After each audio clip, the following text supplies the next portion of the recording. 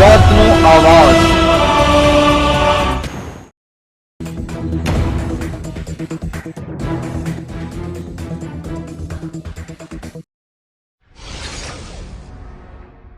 રાજકોટ જિલ્લાના ઉપલેટાના શાક market road પર કોંગ્રેસ શહેર તથા ખેડૂતો તથા વેપારીઓ મફતમાં ડુંગળીઓ મફતમાં વેચી વિરોધ પ્રદર્શન કર્યું હતું અને કેન્દ્ર સરકારે જે ડુંગળી પર નિકાસ બંધ કરી તેનો રોષ વ્યક્ત કર્યો હતો। કેન્દ્ર સરકાર દ્વારા જે ડુંગળીની નિકાસ બંધ કરી છે ત્યારે સૌરાષ્ટ્ર ગુજરાત રાજ્યના ખેડૂતોને ડુંગળીના પોષણક્ષમ ભાવ ન મળતા ખેડૂતો મૂંઝવણમાં મુકાઈ ગયા છે અને માર્કેટિંગ યાર્ડમાં પણ ડુંગળીના ભાવ નહીં મળતા ખેડૂતો પાયમાલ થઈ ગયા છે।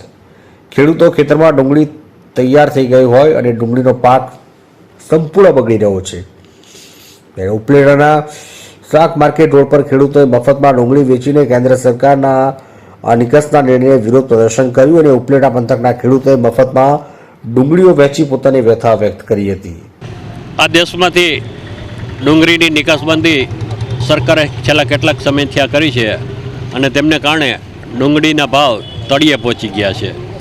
ઉપલેટા તાલુકાના ખાસ કરીને ભાયોદર પટ્ટીના ગામડા અયણી, વડાળી, ખીરસરા, નાગવદર આ બાજુના વિસ્તારોમાં હજારો હેક્ટરમાં ડુંગળીનું વાવેતર થયું છે।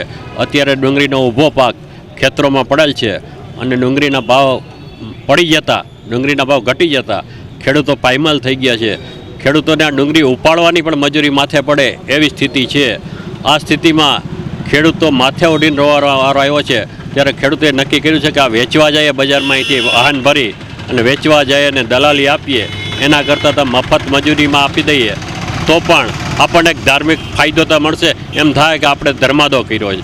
આવા હેતુથી આજે ઉપલેટા શહેરના અને તાલુકાના ખેડૂતો પોતાના વાહનો ભરી અને ડુંગળીનું મફત વેચાણ ઉપલેટા શહેરમાં કરી રહ્યા છે।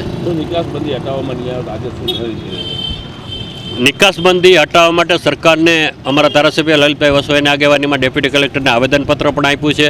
અમે ઉપલેટા મામલતદારને પણ આવેદનપત્ર આપવાના છીએ। જો ટૂંક સમયમાં નિકાસબંધી હટાવવામાં નહીં આવે તો આ માટેના ઉગ્ર આંદોલન કરવાની અમને ફરજ પડશે। આજે શું કાર્યક્રમ કરો? આજે જે ડુંગળી ખેતરમાં પડી છે એ ડુંગળીને અમે ઉપલેટા લઈ આવી અને મફતમાં જે લોકોને જોઈએ એમને આપશું, કારણ કે ડુંગળીનું બજારમાં કોઈ કિંમત છે નહીં। હામાં ખર્ચો કરીને ડુંગળી વેચવી એના કરતાં લોકોને ધરાર પરમાર્થ કરવાની જે વાત હોય કે ધર્મ કરતાં ધાડ પડીને ધરાર પરમાર્થ કરીને અમારે ધરાર મફત વેચવી પડે એવી સ્થિતિ ઊભી થઈ છે। હજુ જો કેન્દ્ર સરકાર નિકાસ બંધ કરીને કારણે ડુંગળી પકવતા ખેડૂતો પાયમાલ થઈને ધકેલા રહી છે ત્યારે ગરીબ અને ખેડૂતોની કસ્તુરી હાલતો ખેડૂતોને રડાવી રહી છે અને આ નિકાસ બંધ કરાતા ડુંગળીના પોષણ સાવ ભાવ નથી મળી રહ્યા ત્યારે ખેડૂતોના પડદા પર પાટું લાગી રહ્યું હોય અને ડુંગળી પકવતા ખેડૂતો રાતના પાણીએ રોવાનો વારો આવી રહ્યો છે। હું લાખાભાઈ ડાંગર, પૂર્વ તાલુકા પંચાયત પ્રમુખ, છેલ્લા 15 દિવસથી સરકાર દ્વારા જે ખેડૂતો માટે જે કપરો નિર્ણય લેવામાં આવ્યો છે, ડુંગળીના ભાવ જે નિકાસબંધી કરવાના કારણે ખેડૂતો અને પોષણક્ષમ ભાવ નથી મળતા, ખેડૂતોને ડુંગળી ખેતરના હેઠે રસ્તામાં વેચવા આવે તો એનો કોઈ ભાવ નથી પૂછતું। આ પ્રકારની સ્થિતિ પૂરા ભારતની અંદર અને સમગ્ર સૌરાષ્ટ્ર અને ગુજરાતની અંદર ખેડૂતોની હાલત કફોડી થઈ ગઈ છે।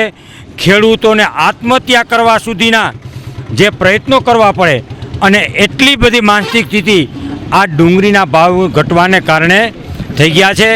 સરકાર પાસે ખેડૂતો રાતા પાણીએ રોવે છે છતાં પણ આ મૂંગી બેરી સરકાર એના ખેડૂતોના એમને દયાહીન થઈ ગઈ છે। ત્યારે અમારા બધાનો કોંગ્રેસ પાર્ટી અને વિપક્ષ દ્વારા આ ડુંગળીના ભાવ ખેડૂતોને પોષણક્ષમ મળે એના માટે આજે અમે આ કાર્યક્રમ તો નહીં પણ અહીંયા ખેડૂતો જે ડુંગળી વેચવા આવ્યા છે એને જોઈ અને આ બધા જ સમજી લેજો લોકો આવ્યા અને અમે જોયું ત્યારે અમારું પણ હૃદય સમજી લેજો દ્રવી ઉઠે છે।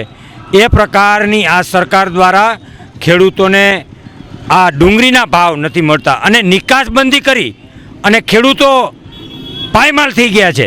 ખેડૂતોને 1 વીઘે 50,000 રૂપિયાનો ખર્ચો ડુંગળીને પેદા કરવા માટેનો થઈ રહ્યો છે।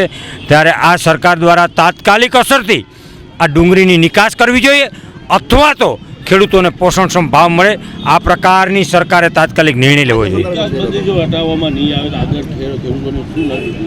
નિકાસબંધીને હટાવવામાં આવે તો આગામી દિવસોની અંદર કોંગ્રેસ પાર્ટી દ્વારા આનું ઉગ્ર આંદોલન સરકાર ગુજરાત અને દેશની અંદર બધા જ રાજ્યોની અંદર ચાલુ કરવામાં આવ્યું છે, પરંતુ આ આંદોલન ઉગ્ર બનાવવામાં આવશે અને ખેડૂતોને જ્યાં સુધી આ ડુંગળીની નિકાસ કરવામાં નહીં આવે ત્યાં લગન અડગ રહીને અમે આંદોલન છેડીશું.